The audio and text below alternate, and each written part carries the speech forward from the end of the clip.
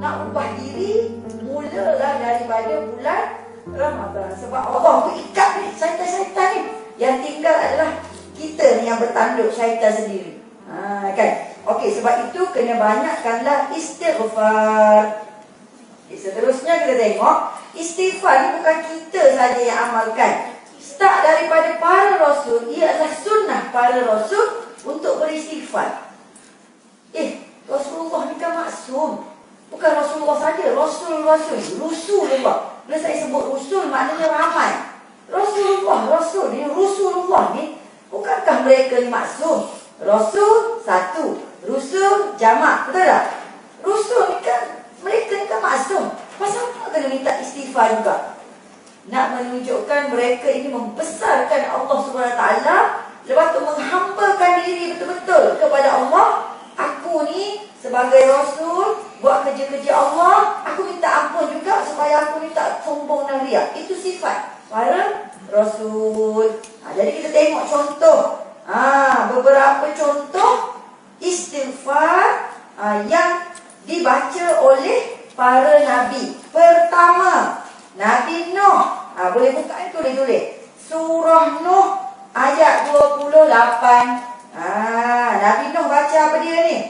Rabbighfirli wali walidayya waliman dakhala baiti mu'mina walil mu'minina wal mu'minat wala tazididz zalimina illa tabara. Tulis. Saya kalau doa-doa macam ni, saya suka tulis-tulis ibu-ibu. Nanti simpan dalam file, baca. Time-time doa mustajab terbaca. Kan? Jadi, ya Allah, ya Tuhanku, ampunkanlah aku dan kedua ibu bapaku dan orang yang masuk ke rumahku sama ada dengan beriman, sama ada lelaki mukmin atau lelaki perempuan mukmin.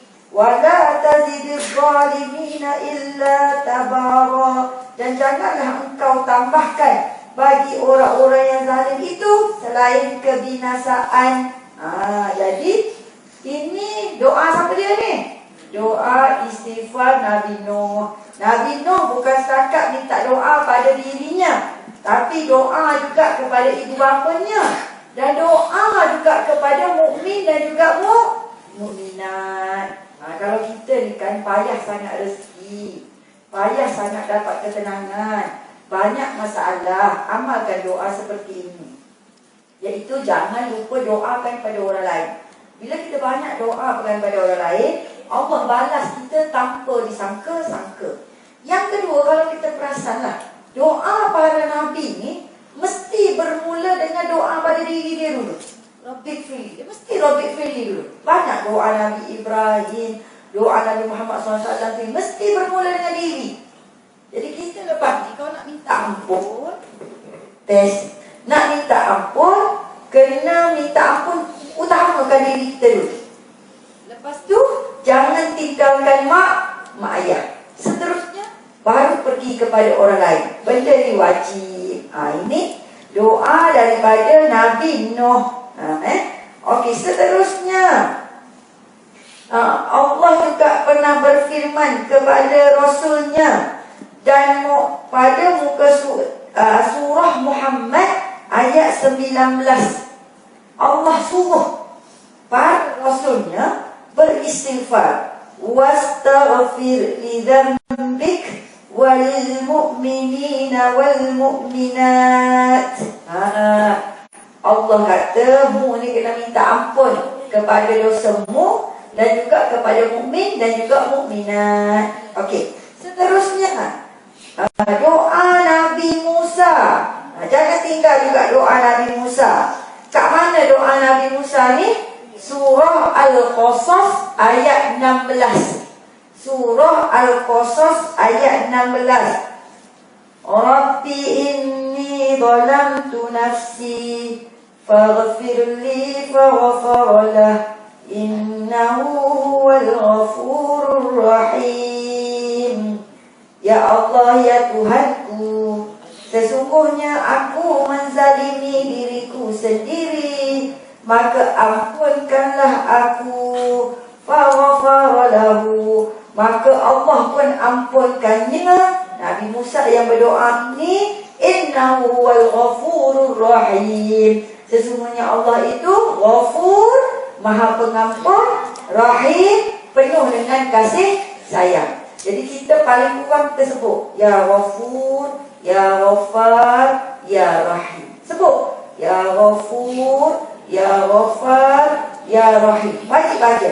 Tak tahu, saya ni tak ada dosa salah. Saya kan budak kecil lagi. Saya nak baca apa? Baca Ya Ghafur, Ya Ghafar, Ya Rahim. Tapi kalau kita mak-mak, kita kata kita tak ada dosa. Saya pernah jumpa orang, dia macam ni, dia kata, Ustazah, saya ni tak ada apa-apa dalam dunia, Ustazah. Saya pun dah kerja, dah pencen. Hari-hari saya pergi masjid, saya sedekah hari-hari. Lepas tu anak-anak semua bagus, keluarga semua bagus, jiran-jiran okey. Saya nak doa apa lagi, Ustazah? Sudah, saya kata orang. Dia rasa dia serba-serbi cukup. Bahaya ni. Maknanya apa dia? Kadang-kadang kita bimbang. Dalam kita rajin berbuat ibadat, rajin kita berbuat amal soleh, dalam hati timbulnya ujub dan boleh membawa kepada riak. Bahaya. Ujub-ujub ni maknanya apa dia? Kita sendiri hairan dengan diri kita, tapi orang tak tahu kita berkata-kata dalam hati. Itu ulama selalu sebut. Maksud ujub-ujub ni hairan dalam diri sendiri. Memang aku ni handsome. Memang aku ni cantik. Aku ni memang pandai. Akulah anak yang paling bagus dalam kampung ini. Bila ada macam tu bahaya. Sebab itu kena baca apa dia? Rabbi inni zalamtu nafsi faghfirli. Kalau kita terdetik macam yang saya sebut tadi, terutamanya orang yang dah selesa, dah pencen dah, ataupun suami pun orang kata rezeki murah lah, mungkin tak kaya tapi rezeki murah, terdetik macam saya sebut tadi, baca terus. Sebab dia gini puan-puan, selagi sebenarnya kita rasa macam kita dah tak ada kerja atas muka bumi ni, tapi Allah, bila Allah bagi nyawa kat kita, sebenarnya kita masih ada kerja yang tidak diselesaikan. Cuma kita tak perasan sebab hati kita tu sudah dilapisi dengan lapisan-lapisan dan karat-karat. Lepas tu kita rasa macam selesa, tak ada apa dah nak buat Ustazah. Pergi balik masjid, duit dah ada, anak dah okey, kerja semua okey, tak fikir dah Ustazah, tunggu nak mati je. Masya Allah. Sebenarnya Allah bagi nyawa ni ada sebab. Saya kata puan, cuba tengok sekeliling puan. Ada tak lagi jiran yang bermasalah? Ada? Ada yang tak semayang lah, ada yang terabai lah, ada yang aurat tak tutup lah. Saya kata cuba tengok sekeliling. Ada tak anak-anak jiran yang masih bermasalah? Ada? Anak tu tak ni, anak tu. Itulah tugas yang kita kena selesaikan. Apabila kita nampak kemungkaran depan mata, sebagai manusia kita kena buat apa dia? Amar ma'ruf nahi munkar. Kita nampak benda tu depan mata, kita tak buat apa-apa dan kita rasa kita selesa, tunggu nak mati. Betul tak perbuatan kita? Tak betul. Maknanya kita tidak peduli ummah dan kita tidak selesaikan tanggungjawab kita yang sebenar yang Allah bagi kat kita, iaitu amar ma'ruf nahi munkar. Sebab tu kita tengok ustaz-ustaz, tok guru macam Ustaz Zainal Asri, saya cemburu dengan dia. Saya cemburu dengan tok guru seperti ini. Pasal apa? Sampai mati tu kerja tak habis-habis. Sampai mata rampak ni, kerja dia tu siang malam, pergi balik, buat tu, buat ni, projek sana, projek sini, fikir rumah macam ni, sampai tak menang tangan, tak cukup rehat. Kita ni sampai dah tahu nak buat apa. Patut kita kena cemburu macam ni. Macam saya kan, saya tengok almarhum Tok Guru ni Abdul Aziz Nikmat, almarhum Ustaz Azizan, sampai mati tu kerja tu ada lagi, dulu nunggu. Dulu Tok Guru gini, dia lah suruh kita selesaikan ni. Maknanya dia meninggal tu kerja dia tu kena diteruskan lagi. Kita buat apa sekarang?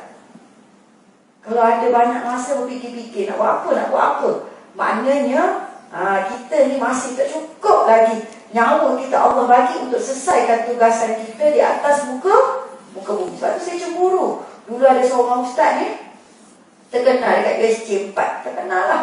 Dia Tok Guru lah. Ramai anak murid. Dekat-dekat dia nak meninggal, dia tulis ayat berkaitan dengan mati. Tok Guru ni, dia Tok Guru Abdullah kita panggil. Dia ni tak pernah rehat. Tak letih ke? Tak letih ke pagi, petang, siang, malam, travel sana, travel sini. Lepas tu orang datang jumpa lagi. Sebab kan orang datang jumpa. Orang jumpa, lepas tu dia dah tua. Tak apa, dia kata dia nak rehat selepas mati. Dia pun tulis ayat dekat papan. Papan tu dia orang frame kan. Sebab itu tulisan terakhir dia memang berkenaan dengan mati. Dah betul, lepas meninggal dia rehat. Kita ni agaknya nak rehat di dunia lagi ke, nak letih di akhirat ke, ataupun nak rehat di akhirat, letih kat dunia. Jadi balik lepas ni fikir. Dia tak jadi dia, tak apa. Balik ni fikir, apa lagi tak selesai. Selagi tak selesai, itulah projek untuk kita sebagai ganti Allah bagi nyawa kat kita hidup lagi atas dunia. Boleh Okey, seterusnya. Doa seterusnya pula yang dibacakan oleh Nabi Yunus. Ini famous. Nabi Yunus akan baca doa berikut. La ilaha illa anta subhanaka inni kuntu minaz zalimin. Kalau kita mak-mak dekat nak beranak baca doa ni lah. Betul-betul. Kalau saya dekat beranak, doa tu dah ada satu lagi doa Maryam. Baca sampai beranak. Sebab apa? Sebab kita ni manusia pendosa. Nabi Yunus ni duduk dalam ikan nun. Banyak berzikir kepada Allah SWT. Banyak menyerahkan diri kepada Allah SWT. Insaf dengan kehambaan kepada Allah SWT. Maka Nabi Yunus baca doa ini. Dan apabila baca doa ini, jadi disebutkan terbukalah mulut ikan nun. Macam mana agaknya manusia boleh duduk kat dalam ikan nun? Kalau kita sekarang masuk dalam ikan paus mati dah. Kan? Tapi Nabi Yunus ni dengan mukjizat sebagai seorang rasul. Apabila dosa-dosa kita banyak, ucaplah la ilaha illa anta subhanaka inni kuntu minadh dhalimin. Apabila kita rasa putus asa, takut, rasa terancam, tak tahu nak buat apa, baca jugalah la ilaha illa anta subhanaka inni kuntu minadh dhalimin. Kalau kita rasa diri kita jauh sangat, hati kita keras sangat, jiwa kita rasa kosong sangat, very empty. Orang sekarang dia ada penyakit emptiness, dikaitkan dengan kesihatan mental. Betul lah, kenalah jumpa doktor. Kalau dia dikaitkan dengan mental disorder, kena jumpa doktor. Tapi dalam masa yang sama, doktor pun juga akan guna pendekatan agama. Sebelum jadi disorder tu, semua kita akan rasa perkara tersebut. Kosong, hati rasa sakit, rasa kecewa, kita akan rasa. Bacalah la ilaha illa anta subhanaka inni kuntu minadh dhalimin. Kalau nak kira Nabi Yunus ni, dosa dia tak besar macam kita. Bukan dosa pun, tapi dia rasa dirinya berdosa. Tak dosa pun. Allah perintahkan Nabi Yunus untuk berdakwah.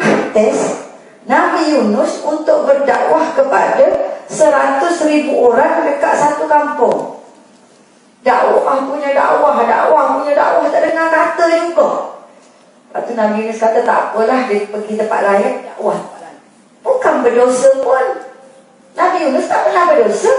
Sebab memang buat kerja. Cuma dia kata dah orang tak nak dengar, pergilah tempat lain. Tapi akhirnya kena keluar daripada kapal, ditelan ikan nun. Dan ketika mengenang tu, Allah ni lah sebab aku ni tak selesaikan tugas aku. Aku ni cepat putus asa. Dia mengenang seolah-olah dia berdosa. Dan dosa tu dosa kecil. Tapi kalau kita ni setakat dosa kecil, dosa besar pun tak sedar. Tu. Okey, seterusnya lagi, Nabi Muhammad SAW kalau bangun malam akan baca doa berikut. Kita kan sekarang rajin qiyamul lail. Kalau boleh tulis doa ni, lepas tu baca, kita ikut Rasulullah sallallahu alaihi wasallam. Barulah berkat qiyamul lail kita. Cuma yang ni hadis. Jadi nak kena cari dalam Google sekejap lagi lah. Tapi sekejap lagi saya up dekat saya punya FB, IG dan TikTok. Siapa nak ambil kat situ pun. Sekejap lagi saya up. Adik-adik boleh pegang telefon ke? Tak boleh. Nanti adik sebab sekejap lagi ambil gambar. Allahumma lakal hamdu anta rabbus samawati wal ardi wa man fihin. Walakal hamdu anta malikus samawati wal ardi wa man fihin. Walakal hamdu anta nurus samawati wal ardi wa man fihin. Walakal hamdu antal haqq wa wa'adukal haqq wa liqa'uka haqq wal jannatu haqq wan naru haqq والنبيون حق ومحمد صلى الله عليه وسلم حق. Okey, saya baca makna dia. Rasulullah bila bangun malam akan baca doa ini selepas berwuduk dan bersuci. Bersiwak, lepas beruk gigi, Rasulullah akan baca doa ni dulu. Bangun, wuduk, lepas wuduk, siwak, baca doa ni. Baru qiyam. Ni cara Nabi. Jadi kita dah qiyam kena ikut cara Nabi. Ya Allah, ya Tuhanku, bagi Engkau pujian, Tuhan langit dan bumi dan apa yang ada dalamnya. Dan bagimu pujian, wahai Allah, Raja segala langit dan bumi dan Raja segala apa yang ada di dalamnya. Dan bagi Engkau juga pujian, kerana Engkau ya Allah memberi cahaya kepada langit dan bumi dan semua yang ada di dalamnya. Dan bagi Engkau juga pujian ya Allah atas dasar hak benar. Sesungguhnya janji Engkau benar, pertemuan denganmu esok-esok benar, syurga itu benar, neraka itu benar, Nabi-Nabimu benar, dan Muhammad Rasulullah sallallahu alaihi wasallam benar. So apa Rasulullah baca doa ni dulu? Sebab Rasulullah bersyukur bangun daripada tidur sementara pertama. Kita bila kita tidur, tak pasti kita akan bangun ke tak. Ramai je orang mati sebelum dalam tidur. Tak ada sebab. Tapi bila pergi kat doktor, doktor kata, oh jantung. Sebenarnya tak ada sebab lah tu. Jantung tu sebabnya dia ada isu jantung, meninggal lah. Jadi bersyukur dulu. Bila bangun tu syukur. Yang kedua, bersyukur sebab Allah bagi lagi nyawa untuk kita beribadat, buat kerja, bertemu dengan hari baru pada waktu qiyam. Tapi saya ceritalah cara Rasulullah qiyam. Rasulullah bangun, lepas tu qiyam, tapi sebelum subuh Rasulullah tidur je. Itu cara Rasulullah. Akan tidur sekejap, lepas tu bila dekat subuh Rasulullah akan pergi masjid berjemaah. Tapi kalau kita lah lepas qiyam tu tidur, aku rasa tak bangun-bangun dah. Kalau saya lah, dulu masa sekolah boleh. Dulu saya masa sekolah, masa ada zaman adik-adik ni, pukul 2, pukul 1 bangun dah. Tidur awal sikit, pukul 1 pun bangun, semayang-semayang, lepas tu baca buku. Saya jenis buruh hantu, baca mesti malam. Tapi kalau baca tu semua pasang, nak suruh bising. Malam ni kan bising, sunyi. Kalau nak baca buku saya kena bising. Saya pasang radio, TV semua pasang. Tapi tak tengok pun baca buku. Tapi pukul 5 macam tu tidur. Pukul 6 bangun, boleh. Tapi kalau sekarang tak boleh. Kalau tidur alamat tak bangun lah. Subuh dinosaur terus. So sekarang ada tu lah benda yang saya tak boleh tiru lagi, Rasulullah SAW. Tapi kalau dapat, Alhamdulillah. Tapi perasan tak kita manusia, Allah buat memang ikut fitrah. Saat dah kalau kita qiyam, nak bangun tu susah, betul tak? Tapi bila dah bangun dia segar putih mata, orang segar biji mata. Tapi yang paling mengantuk pukul berapa? Pukul berapa yang paling mengantuk? Dekat-dekat dengan subuh tu, kalau boleh tongkat pakai mancis tu memang boleh tongkat. 5.30 lah kalau kita, 5.30 ke atas. Dah macam ni lah. Dekat pukul 6, kalau kita sekarang 6, kalau kita orang 6, 18 macam tu. Sini saya tak pasti subuh buat apa, tadi saya tak perasan. Jadinya, dekat-dekat tu memang ngantuk sungguh. Jadi betul semua dalam rumah tidur dulu. Tapi bukanlah tidur betul, tidur anak-anak ayam. Jangan tidur dengan berselimut terus. Ustazah Asma kata, lepas qiyam Ustaz, kita kena tidur dulu. Awak pun ambil selimut. Kebal kata. Memang comfort dinosaur terus. Nabi dia tidur galik-galik macam ni je. Tapi akan tidur.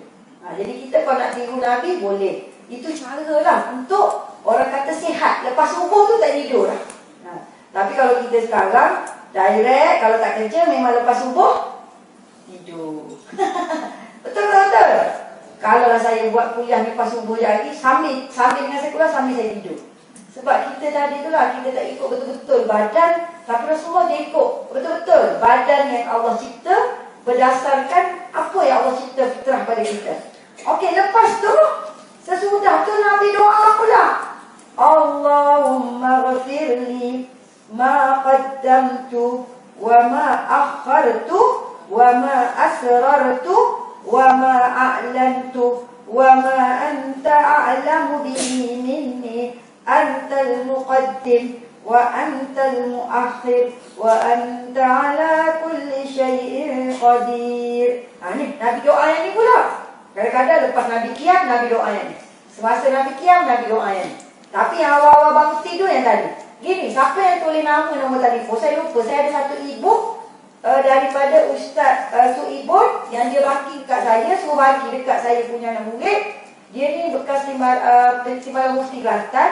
Jadi dia susun ini istighfar. Saya lupa. Memang saya akan buka istighfar tu, saya lupa. Nanti saya bagi dekat perempuan juga melalui e-book disampaikan oleh Ustaz Suibun. Jadi bila perempuan baca nanti doa jugalah keberkatan, keampunan untuk kami-kami lah yang bagi, insya-Allah. Apa doa Nabi? Ya Allah, ya Tuhanku, ampunkanlah aku. Apa yang lepas, apa yang akan datang, apa yang akhir, apa yang aku buat dosa tak nampak, apa yang aku buat dosa nampak. Dan Engkau ya Allah lebih tahu daripadaku, kerana Engkau lah yang maha dahulu dan yang maha pengakhir, dan Engkau lah ya Allah atas segala sesuatu itu maha berkuasa. Okey, seterusnya dalam hadis Nabi Musa, Nabi Muhammad sallallahu alaihi wasallam baca juga doa ini ketika waktu qiyam. Ada lagi doa dia. Ya Allah, ya Tuhanku, ampunkanlah aku dosa-dosaku, kejahilanku, keborosanku dalam urusan. Tengok Rasulullah SAW pun minta juga supaya kita berlepas daripada pengurusan kewangan yang tak baik. Wa ma anta a'lamu bihi minni, dan Engkau ya Allah lebih tahu daripada aku. Ya Allah, ya Tuhanku, ampunkanlah aku kesungguhanku, kelalaianku, kesalahanku, kesengajaanku. Semuanya tu ada pada aku. Engkau tahu ya Allah, ampunkanlah semua. Dan dalam sujud, ni kita kena ambil. Kalau boleh rakam pun tak apa. Dalam sujud, Nabi akan berdoa seperti berikut. Allahumma ghafirli dhanbi kullihi diqqah wa jillihi wa awwalihi wa awwalahu wa akhirahu wa alaniyatahu wa sirrahu. Ya Allah, ya Tuhanku, ampunkanlah dosaku semuanya. Diqqah tu maknanya detail, yang kecil maupun yang besar, awalnya ataupun yang akhirnya, yang jelas maupun yang tersembunyi. Ni Nabi doa bila sujud. Bila kita qiyam dekat sujud, baca doa. InsyaAllah kita ikut cara Nabi. Maknanya Nabi ni ketika qiyamul lail banyak istighfar. Apatah lagi ketika bulan Ramadan, banyak-banyak lagi istighfar. Okey, seterusnya saya nak kongsikan dengan puan-puan, apakah kelebihan istighfar. Banyak kelebihan istighfar, dan benda itu disebutkan dalam Al-Quran. Pertama, dia ada 5 disebutkan dalam ni. Kalau puan-puan buka ada lagi 7, tapi saya ambil 5 dulu lah hari ni. Kalau dapat 5 ni pun pahala besar lah. Kan? Pertama, Kalau kita banyak beristighfar, Allah akan bagi kita kesenangan kehidupan yang baik. Dalam surah Hud ayat 3, Allah sebut, wa anistaghfiru rabbakum thumma tubu ilaihi yumatti'kum mata'an hasanah. Ini sebenarnya disebut oleh Nabi Hud. Tapi dalam ini disebutkan, kamu semua ni wahai manusia, surah Hud ayat 3. Kamu semua ni wahai manusia, hendaklah beristighfar kepada Tuhanmu, kemudian kamu bertaubat. Dia kena ingat dua syarat. Pertama kena istighfar, yang kedua kena bertaubat. Ada orang istighfar bagai nak rap. Sekarang kan kita suka dalam beg saya, apa ni? Yang zikir kat tangan tu, Astaghfirullah, Ustazah dah 10,000 Ustazah. Wow, Ustazah pun tak sempat. Tu adik cakap dia Ustazah kan, Ustazah kan mula banyak, cakap tak sempat sampai 10,000. Dia tak cakap, dia dengar kita cakap, dia sempat sampai 10,000. 10,000. Tapi perbuatan maksiat dia teruskan, tak boleh. Dia syarat dia adalah kita istighfar, minta ampun dengan Allah SWT. Yang kedua bertaubat. Apa maksud bertaubat? Taubat ni ada rukun dia. Pertama, tinggalkan segala dosa yang kita buat. Itu taubat. Kalau kita taubat tapi kita masih buat dosa, itu bukan taubat namanya. Itu kita masih buat dosa, cuma taubat di mulut. Tinggalkan dosa kita, taubat. Kalau balik rumah adik-adik, adik-adik ni baguslah. Jangan buka telefon tengok benda-benda tak elok. Ni ada mak-mak saya tanya, kalau dia budak-budak saja saya tanya semua, pernah tengok apa? Confirm lah budak sekarang mesti tengok lah, betul lah. Paling kurang dia pop up kat tepi tu. Betul. Tapi kalau nak cam lah hati awak ni bagus ke tak bagus, nampak ya Allah, pangkas terus.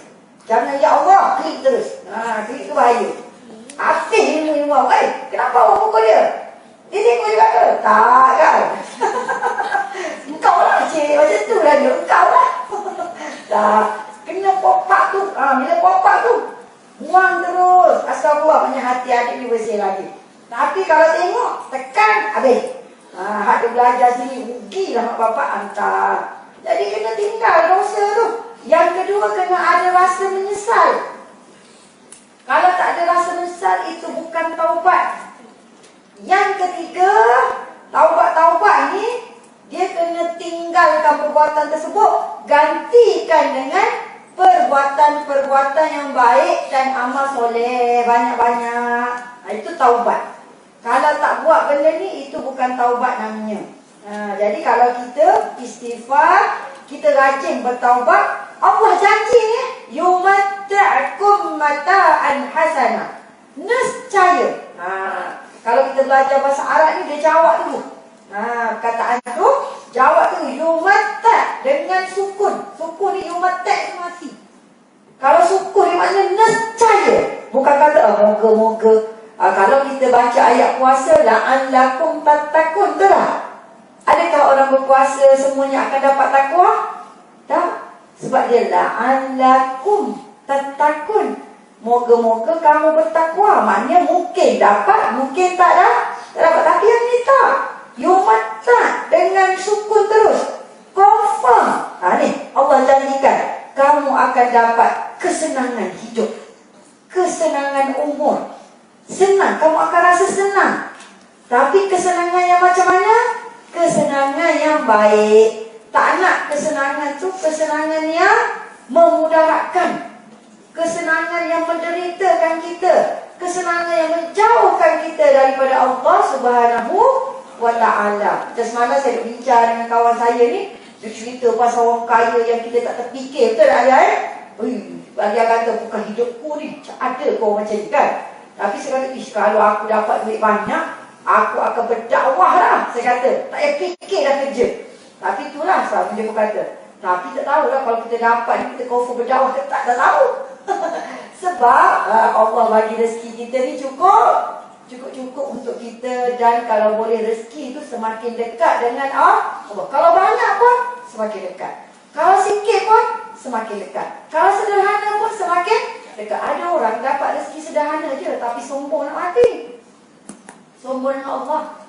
Rasa diri dah hebat. Rupanya walaupun dia dapat senang sikit, tapi senang dia tu adalah senang yang memudaratkan. Sebab tu kita ni biar dapat cukup-cukup sahaja. Cukup-cukup untuk diri kita.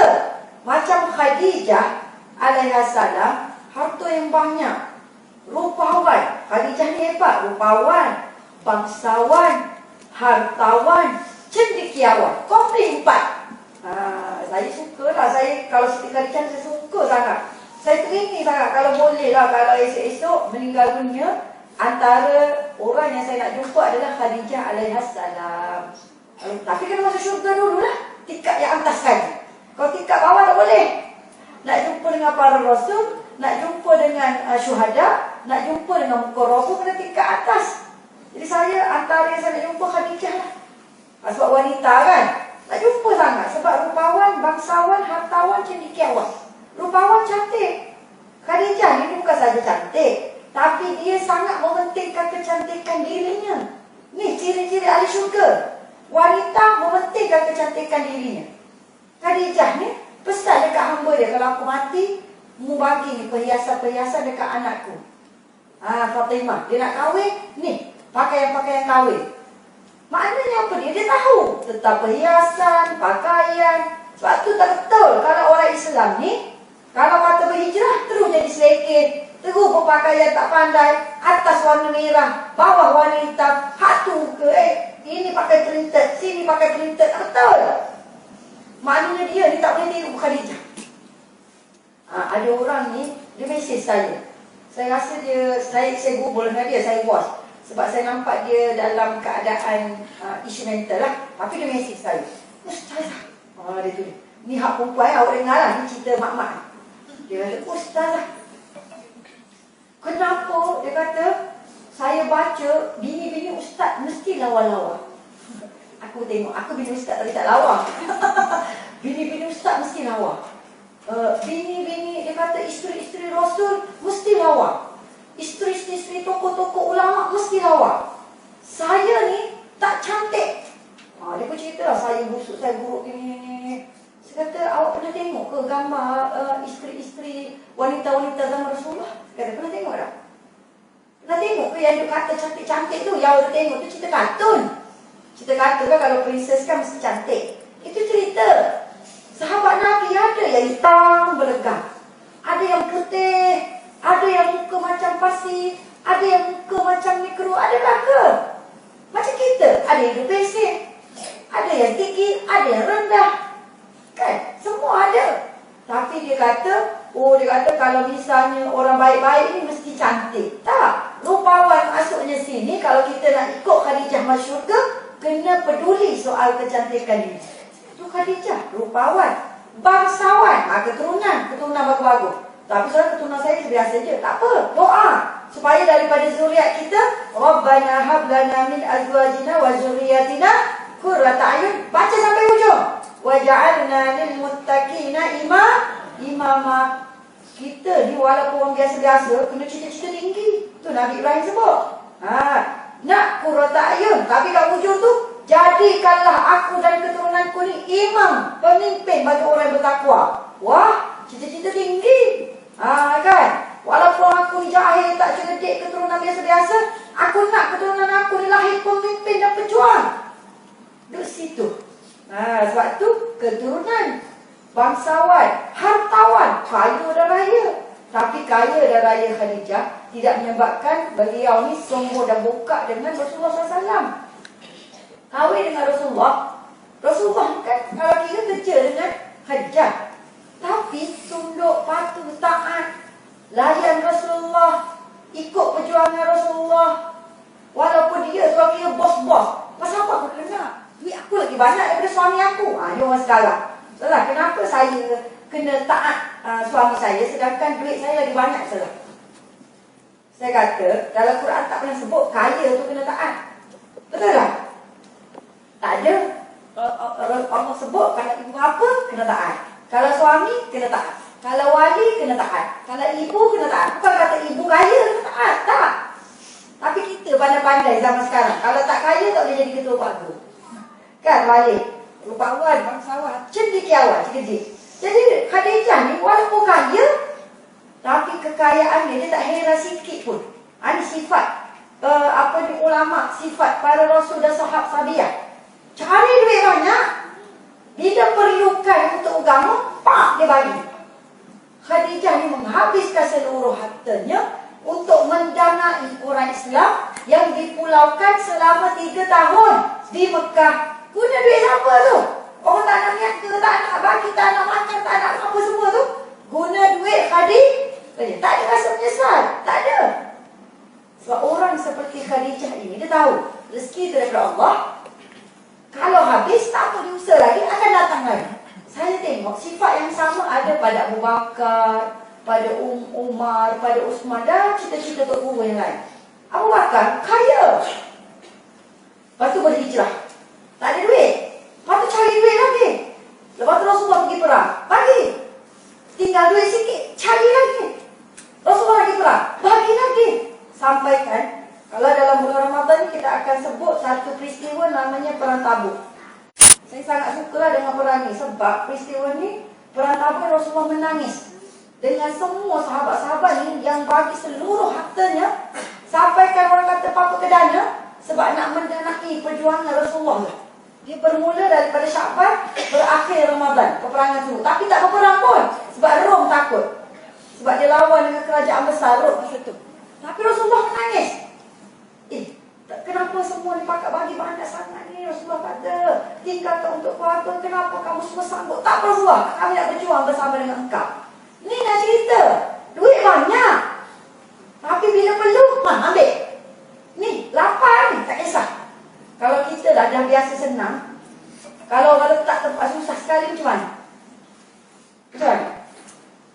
Biasa senang, Allah bagi susah sekali. Rasa-rasa boleh bertahan tak kita dengan iman? Sebab tu, kita tengoklah bagaimana orang mengendalikan imannya. Tapi sahabat tidak. Mari duit dia, perlukan duit, habis.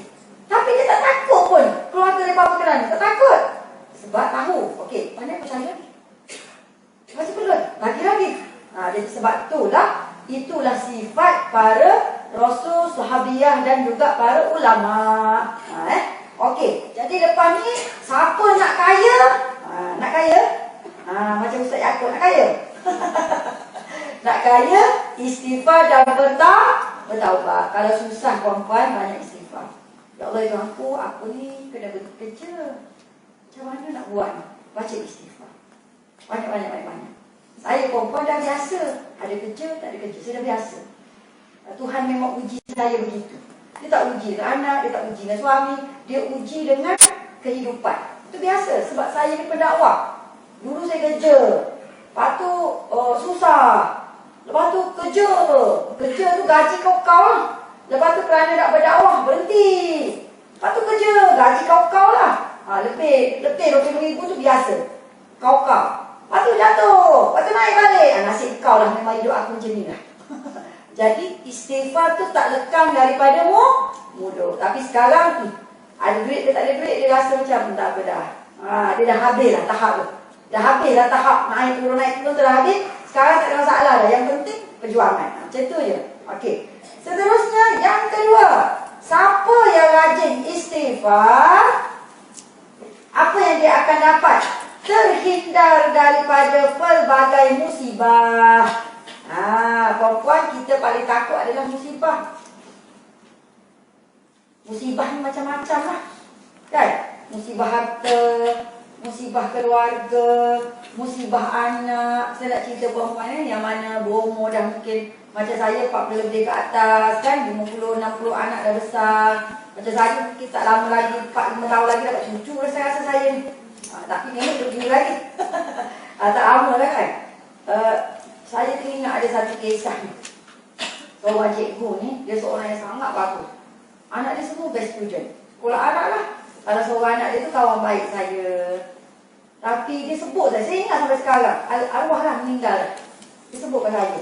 Sebab bila saya dah kahwin, ayah saya ni tempat orang pergi minta air tawar. Jadi ustaz yang lama. Ayah saya ni, dia umur 80 lebih. So selagi dia ada tu, orang akan pergi je rumah saya. Air tawar lah, tahnik lah, macam-macam lah. Jadi dia pun datang rumah. Saya kan duduk KL, betul balik kampung. Saya kata, saya panggil dia mak, mak. Sebab apa mak asyik datang minta air tawar? Sebab saya tak tahu, kata dia susah. Sebab dia terkenal dengan orang yang senang, suami kontraktor. Zaman dulu suami kontraktor pakai Pajero tu paling kaya dia tu. Betul tak? Kaya lah. Lepas saya kata, apa mak susah apa ni? Dia kata, mak, dia panggil saya Asma, mak lah, mak. Jangan kata mak ibu, orang panggil saya mak Mak tu banyak Asma. Orang Melayu dapat mak je. Okey, mak, dia kata, ibu ni, mak ni tidak diuji ketika muda. Tidak diuji ketika anak kecil. Tapi mak diuji ketika anak selepas kahwin. Kata macam mana mak kena uji? Sebab saya kenal anak dia semua best student. Kalau dekat UIA tu anak dia best student. Best student semua. Kau. Dia kata, Abe tu nak sulung dia lah. Abe belajar bagus, boleh jadi imam, pemimpin dekat sekolah, dekat UIA pun best student semua. Tiba-tiba lepas kahwin, habis lupuk agama. Sampaikan sekarang, Abe tak solat dah. Saya kata, macam mana? Budak mahal tiba-tiba dia tak solat. Fikir otak kita. Sebab Allah jumpakan dia dengan wanita yang kaya juga. Tapi wanita tu macam powerful. Dia menarik anak dia ni, tak bagi jumpa dengan mak. Sekarang dah tak solat. Dia menangis. Anak kedua pula mak, adik lah. Anak kedua saya panggil adik. Adik pula dia kata, lepas kahwin, rajin berniaga. Bila berniaga, suka bercampur dengan kawan-kawan tak elok. Budak sekolah ni. Lepas tu hari tu ibu nampak dia minum arak dengan kawan-kawan bisnes. Dia menangis. Anak ketiga pula ada cerita dia juga. Masya Allah. Tapi dia daripada umur pencen, Allah uji dia umur pencen lah. Daripada umur pencen sampai meninggal, hampir setiap minggu dia akan jumpa ayah saya, minta air tawar, minta solat hajat, tak putus-putus. Tapi saya cerita yang kuat semangat dia, Allah uji dia ketika waktu tua. Sebenarnya waktu tua ni, kita ni tak boleh fikir banyak dah. Betul tak? Lepas tu tenaga kita kurang. Tapi Allah uji dia. Dia orang yang senang, bukan tak senang. Dapat anak bagus, hantar semua sekolah agama, anak pun UIA. Tapi Allah uji ketika tua, tapi dia semangat. Dia kata, mak ni selagi hidup, mak tak akan pejamkan mata selagi mak tak dapat ubah anak-anak. Mak tak kisah dengan harta kerja, mak tak kisah. Anak tak kerja tak apa. Tapi mak paling takut bila anak tidak beriman kepada Allah SWT, buat maksiat, sedangkan mak didik daripada kecil sampailah dia kata universiti, sampai kahwin, tiba-tiba jadi macam ni. Tapi Alhamdulillah, berkat dia ulang dekat 70 dia meninggal. Anak nombor 1 berubah, anak nombor 2 berubah, anak nombor 3 berubah.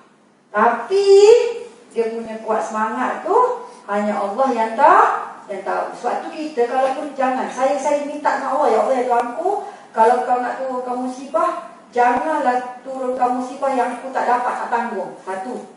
Yang kedua, saya doa macam ni, ya Allah ya Tuhanku, kalau kau turunkan musibah, janganlah turunkan musibah yang mengganggu tugas dakwah dan perjuangan aku. Yang tu je, saya minta betul-betul. Sebab ada orang dia nak berjuang, ada orang dia nak berdakwah. Tapi kalau banyak masalah, macam mana dia nak berdakwah? Betul tak? Macam puan-puan, kalau boleh, nak hari-hari datang dengan ceramah macam ni, pergi talaki sana, pergi majlis ilmu sana, buat kerja-kerja kebajikan dan kebaikan. Betul tak? Tapi kalau puan ni, Allah tak bagi rezeki, boleh tak duduk macam ni? Boleh tak duduk macam ni? Rezeki tak cukup. Saya selalu sebut, orang yang datang kuliah ni orang kaya. Kalau tak kaya, sekarang dia kena kerja ni. Sebab tak ada nak makan, tak ada benda nak makan. Betul tak? Sekarang duduk kat sini, kaya ni semua ni. Sebab dia boleh duduk saja, duit masuk. Sekarang ni duit masuk ni. Sebab sekejap lagi, bila buka puasa ada tak makanan? Nak buka puasa nanti ada makanan tak? Ada.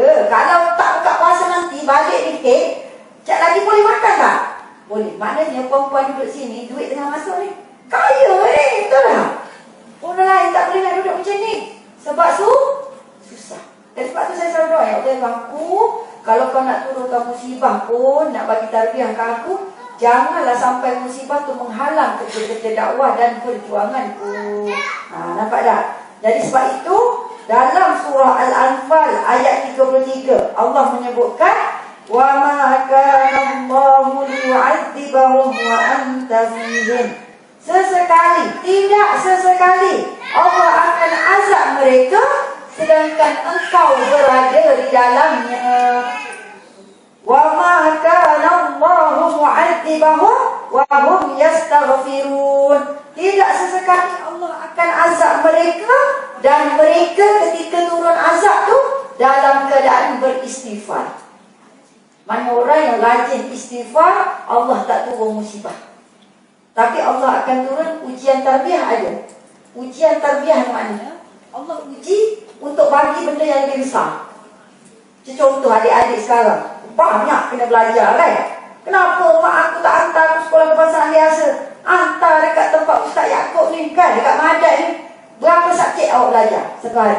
Bukan satu hari ni, satu semester belajar berapa subjek? Tak ingat. Berapa subjek? Sampai dah 18? Sampai berapa? 12? 17? Banyak, saya tahu banyak subjek kan. Lupa nak kira. Saya dulu belajar 18 subjek sehingga 21 subjek. Tapi kalau naik SPM tu kan baru 10 subjek, PMR baru 9 subjek. Sebab tu saya rasa relax masa SPM dengan PMR sebab dia sikit. Sebelum tu kita dah biasa belajar 18 hingga 21. Itu biasa, sekolah Arab 18 hingga 21 subjek. Ada mak-mak kata, sian kan anak kita belajar banyak, macam tak ada masa 18 hingga 21 tu. Tapi kita orang sempat lagi melompat macam biasa. Walaupun 18 melompat tu biasa. Tak ada apa-apa, relax dan gembira. Kan? Dan tapi masa tu susah lah. Hafal lagi, buat nota lagi, faham lagi, research lagi, macam-macam. Tapi rupanya, nak cerita ni, saya bagi contoh kat adik-adik. Rupanya masa SPM tu saya rasa relax. Sebab saya kan biasa belajar 18 hingga 21. SPM 10 je.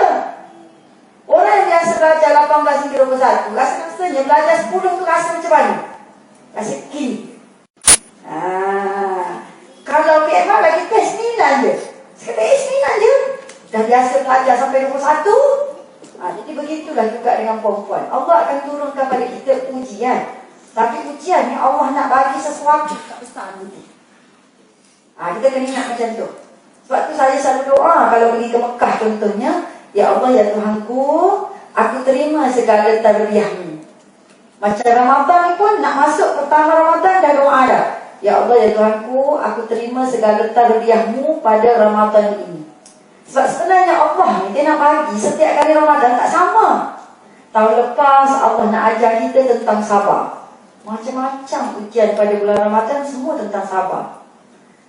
Tahun ni Allah nak bagi kita jangan kelekut.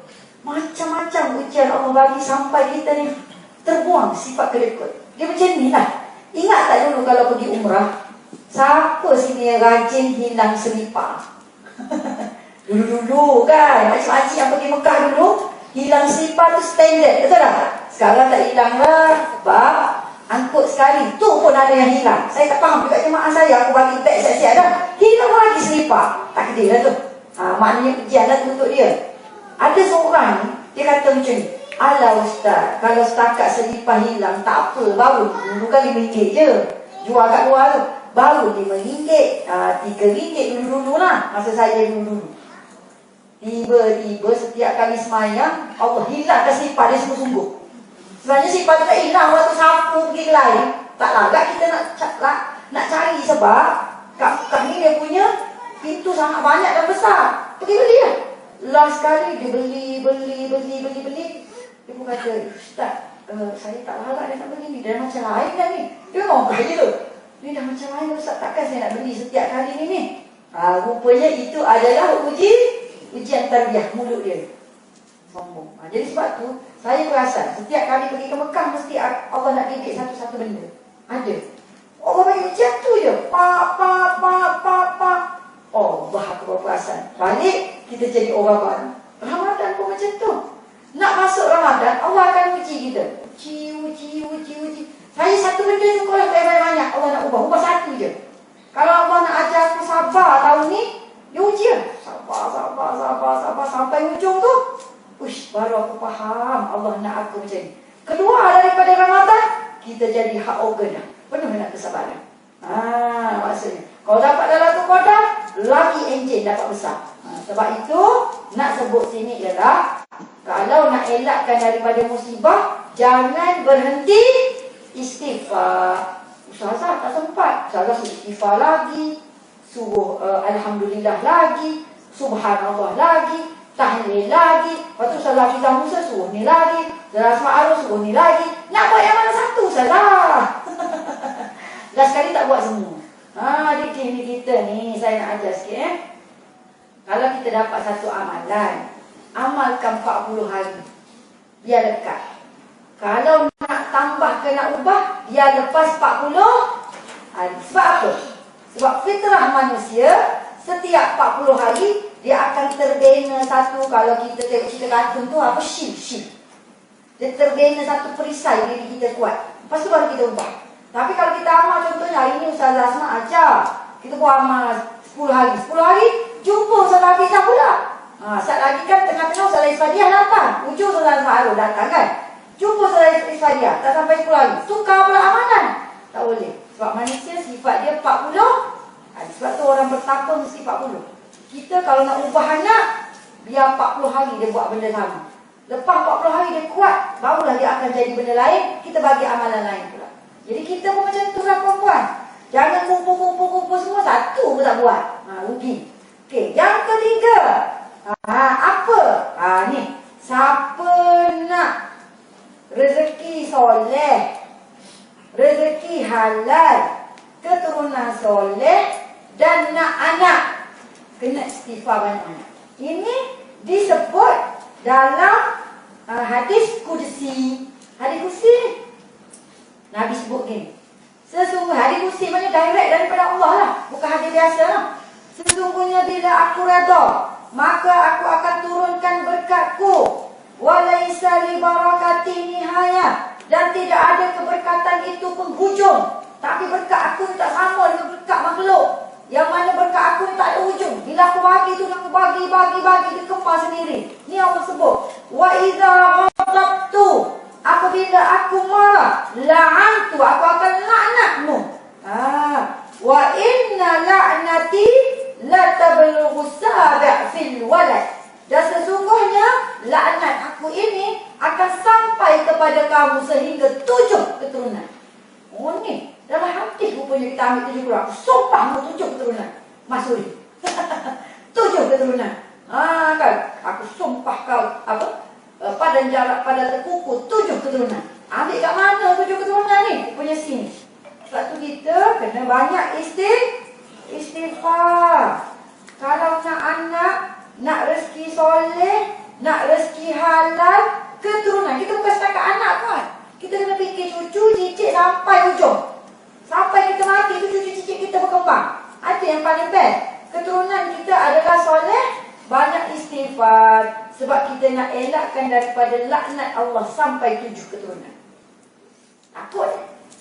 Jadi cuma saya selalu sebut, ni saya buat sendiri. Bila nak dapat anak tu, saya amalkan 101 kali istighfar, suami isteri konsisten setiap kali lepas solat. Setiap waktu baca. Kalau anak tengah, maksudnya dia ada masalah ke, nak dapatkan anak ke, lepas tu masalah rezeki, kerja-kerja tak dapat, kerja-kerja susah, orang lain dah umur dia ni kerja, dah selesa dah, tapi dia ni kerja-kerja masih macam budak-budak, macam budak-budak baru grad. Baca 101 kali Astaghfirullahaladzim. Tak payah pun, tapi konsisten. 101 kali setiap kali lepas solat fardu, suami dan isteri. Tapi Ustazah, suami saya tak nak amal. Tak apa, ikut mum lah. Ya, aku beramal seorang. Betul tak? Ikut mum lah. Allah mungkin terima di pihak kita.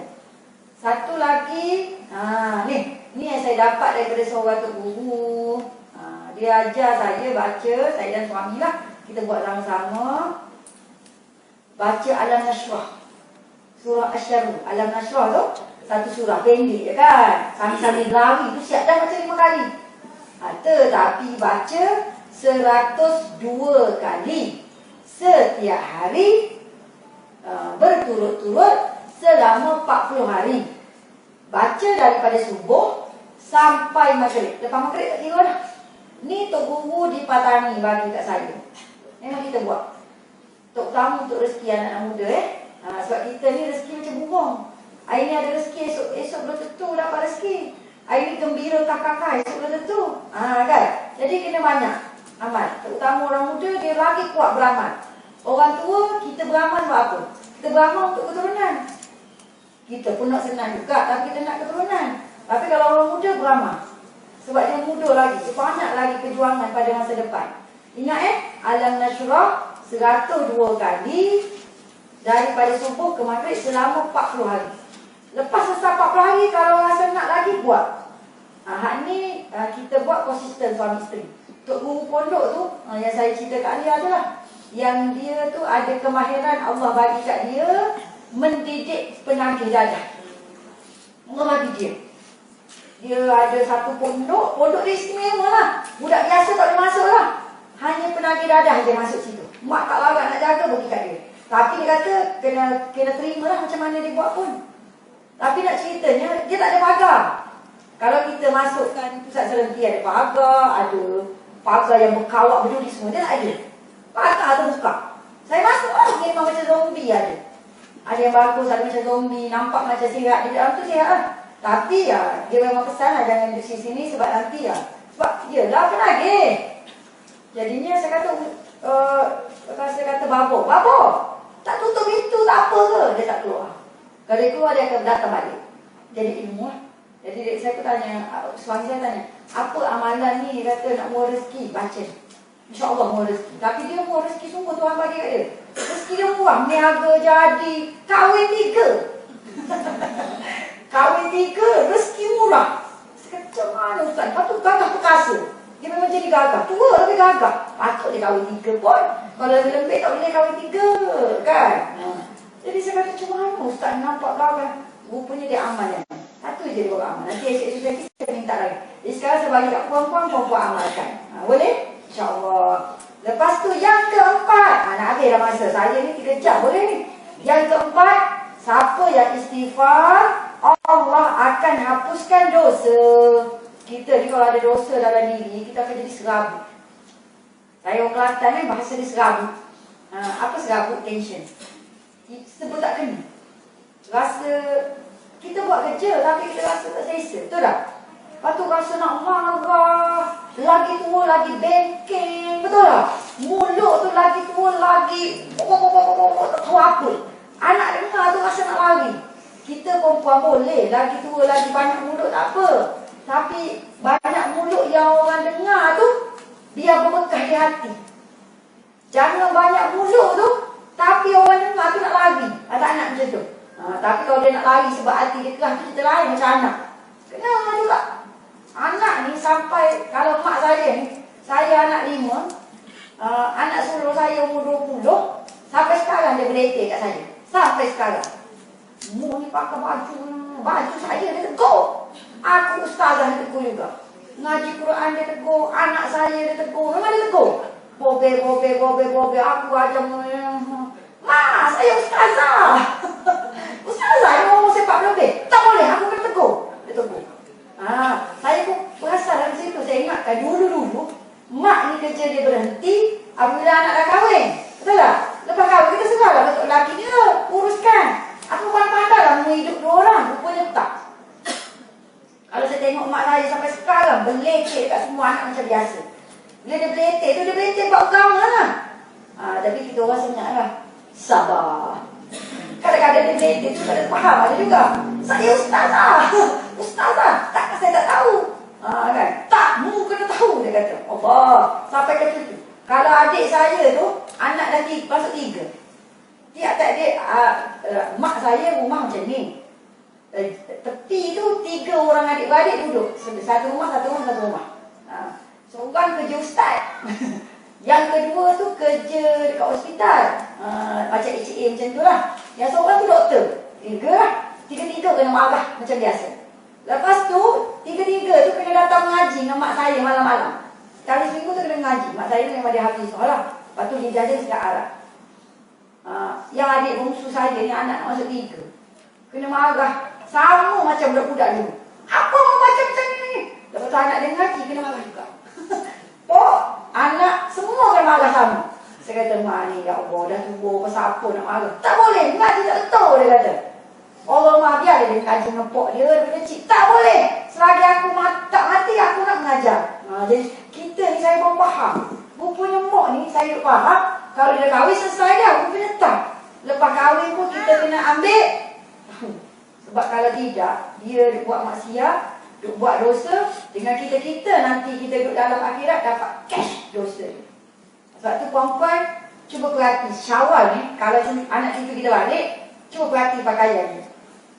Tahun ni saya jaga-jaga sikit pakaian. Dia datang balik ke Barung ada, tapi dia datang balik singkat-singkat. Pasal tak?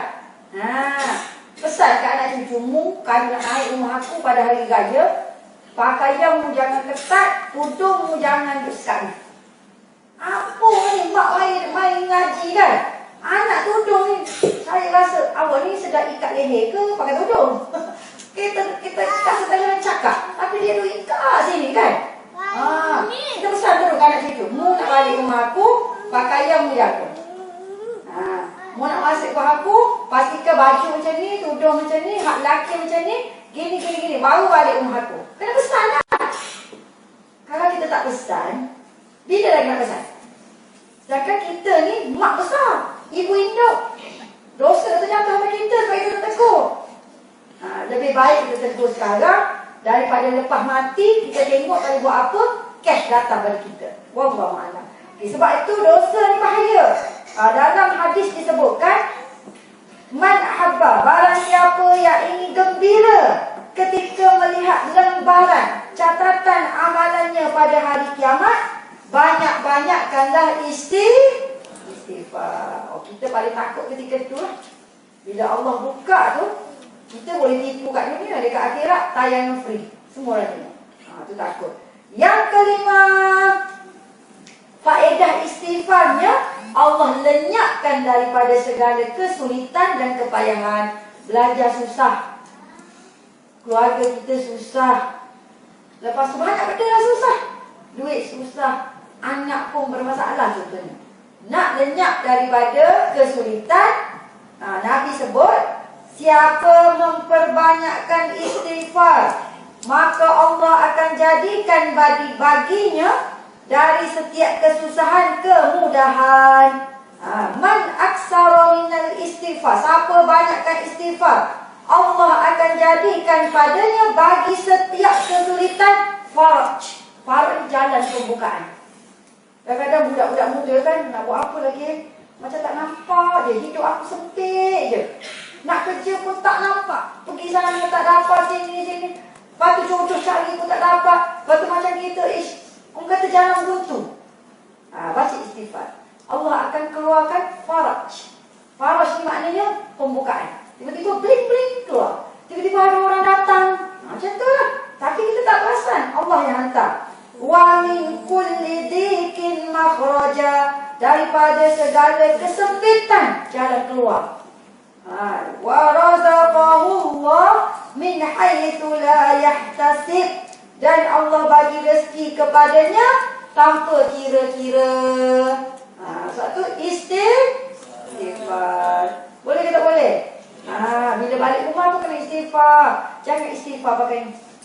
Bukan anak saja, mak pun sama. Pencuri yang banyak ketika Ramadan ni pening. Boleh duduk tengok TikTok sedar-sedar 2 jam. Memang tengok menu makanan. Kita asalnya nak cari apa nak masak ni, sebab boring. Cari-cari 2 jam. Pencuri ni pencuri. Kita jangan jadikan dia pencuri pahala kita. Rugi-rugi. Jadi itulah antara 5 kelebihan istighfar. Saya ulang Pertama, siapa nak hidup senang, maka istighfar. Yang kedua, kalau tak nak musibah yang tak tertanggung, baca juga istighfar. Yang ketiga, rezeki halal, keturunan soleh, nak anak, baca istighfar. Yang keempat, nak bagi cepat-cepat hapuskan dosa, baca istighfar. Yang kelima, kalau rasa susah, hati tersekat, rasa hamim, hazan dan sebagainya, baca jugalah istighfar. istighfar. Jadikan amalan harian istighfar. Okey, ada masa sikit lagi. Seterusnya, kita tengok macam mana cara Rasulullah dan Allah ajar kita istighfar. Nak sebut macam mana?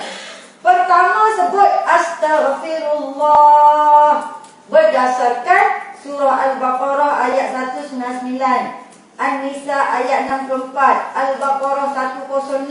Allah menggunakan perkataan astaghfirullah. Tak kena sebut je astagfirullah, astagfirullah, astagfirullah, astagfirullah. Kan? Nampak benda tak elok, astagfirullah. Macam tu. Yang kedua, kalau tak sebut astagfirullah, boleh sebut juga astaghfiru rabbi. Aku mohon keampunan daripada Tuhanku. Ini juga ambil daripada surah Hud ayat 3. Dalam surah Hud 52-90. Surah Nuh pun sebut sama, istaghfiru rabbakum. Surah Al-Kahfi pun kita selalu baca kan Jumaat. Sama juga kita sebut astaghfiru rabbi. Tak nak sebut astaghfirullah, salah, boring dah, astaghfirullah je.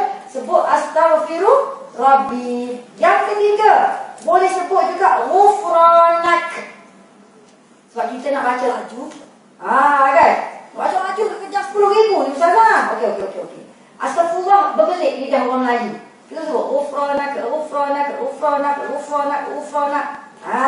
Boleh. Sebab dalam surah Al-Baqarah 285 Allah sebut ghufranaka rabbana wa ilaikal masir. Sebut ghufranak, ghufranak, ghufranak. Bukan mazhab baru ni. Bukan tarikat baru ni. Tapi disebutkan dalam Al-Quran. Yang keempat, boleh juga sebut ighfir ataupun ighfirli lah kita ambil. Ighfir boleh juga. Ighfirli. Yang ni banyak dalam surah Al-Mu'minun ayat 118. Dan jangan lupa juga sebutlah astaghfiruka wa atubu ilaik. Kalau rasa panjang, sebut. Aku beristighfar pada engkau dan aku bertaubat. Allah. Bateri ni. Astaghfiruka wa atubu ilaik. Dekat saya slow kan. Saya punya sound.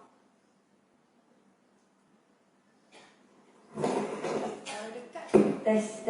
Kalau dekat saya kena slow kasi saya punya sound. Sebab sound saya ni tak ada ni pun sound besar dah. Kan? Okey. Astaghfiruka wa atubu ilaik. Boleh juga. Astaghfirullah. Memang kita dah sebut dah. Tapi jangan tinggal. Siapa yang rajin baca mak surat akan jumpa Sayyidul Istighfar. Rasulullah bersabda, barang siapa yang mengucapkannya di waktu siang dengan penuh keyakinan lalu meninggal pada hari itu sebelum waktu petang, maka ia termasuk ahli syurga. Dan barang siapa yang membacanya di waktu malam dengan penuh keyakinan lalu meninggal sebelum masuk waktu pagi, maka ia termasuk penghuni syurga. Yang kita selalu baca dalam maksurat itu Sayyidul, penghulu segala istighfar. Jadi kalau qiyamul lail ada masa baca Allahumma anta rabbi la ilaha illa anta khalaqtani wa ana 'abduka wa ana 'ala ahdika wa 'ahdika mastata' a'udzu bika min syarri ma sana'tu abu'u laka bi ni'matika 'alayya wa abu'u bi dhanbi faghfir li fa innahu la yaghfiru dhunuba illa anta. Bagus budak-budak ni kan. Dia bagus pada kita lagi, hati dia bersih daripada kita. Kita ni perempuan berkat dia hari ni. Jadi bacalah Sayyidul Istighfar. Kalau tak tahu Sayyidul Istighfar yang mana, habiskan baca maksurat. Kalau boleh maksurat tu jangan tinggal pagi petang. Kalau boleh. Kalau tak sempat satu hari sekali pun tak apa. Kan? Baca. Sebab dalam maksurat ni ulama dah susun comel dah. Dan insya-Allah siapa rajin baca maksurat, jiwa dia kuat. Nak kuat dah? Kalau nak jiwa kuat, tahan lasak, cekal, kuat semangat, bacalah maksurat banyak. Jadi kalau setakat susah sikit-sikit tu biasa. Wallahu a'lam bishawab. Insya-Allah ada rezeki lagi, kita jumpa lagi pada masa akan datang. Minta maaf lah saya ambil masa sikit. Nanti kita akan sambung kalau ustazah dengan ustazah Isfadiah lah kat tengah-tengah nanti. Dan ustazah Asma'arul kat ujung. Insya-Allah. Sama-sama kita mendoakan keberkatan pembangunan di tempat Ustaz Yaakob Yusra ni dan kawan-kawan, iaitu di Ma'adat Murtada Dakwah Center. Kalau puan-puan ada rezeki, melawatlah Saya punya IG, TikTok. Adik-adik bila balik. IG, TikTok saya, website semua saya ada. Ustazah Asma Hussein. Kalau siapa-siapa pergi Selangor, pergilah telefon Ustazah. Saya nak pergi melawat tempat Ustazah. Saya nak pergi melawat satu kereta. Bagi tahu saya punya kereta. InsyaAllah. Kita menerima juga tetamu, insyaAllah. Tapi tempat saya tak ada macam Ustaz. Saya simple je lah. Tapi saya sukalah bila dapat tetamu. Sebab tetamu tu membawa rezeki. Jadi itu saja daripada kami. Terima kasih banyak. Assalamualaikum warahmatullahi wabarakatuh. Kita tutup dengan surah Al dan tasbih kafar.